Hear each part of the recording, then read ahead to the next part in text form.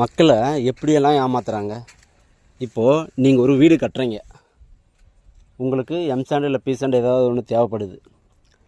அவங்க ரெண்டே ஆப்ஷன் தான் வண்டிக்காரங்களுக்கு இருக்குது. ஒன்று டன்னேஜ் பேஸில் ஓட்டணும், இல்லைனா யூனிட் கணக்கில் ஓட்டணும். யூனிட் கணக்கில் ஓட்டினா வண்டி அளந்துக்கோங்க. அளந்தால் உங்களுக்கு 2 யூனிட் இருந்து சொன்னால் 2 யூனிட் வராது. இல்லைனா 4 யூனிட் வண்டியில் ஓட்டுறீங்களா, உங்களுக்கு 4 யூனிட் வராது. 2 யூனிட்டில் ஓட்டுற வண்டியில் பார்த்தீங்களான்னா 1.5 யூனிட் தான் வரும். 4 யூனிட் ஓட்டுற வண்டியில் 3 யூனிட் அல்லது 3.5 யூனிட் அதுக்குள்ளே தான் வரும். இது அவங்க வண்டி ஓட்டுறதுக்கோசரம் வாடகை குறைச்சி பேசி அவங்க லாபம் வர்ற மாதிரி அவங்க பேசுவாங்க. இதுக்கு குறைக்கணுன்னா நீங்கள் டன்னேஜ் பேஸில் ஓட்டுறது தான் உங்களுக்கு பெஸ்ட்டு.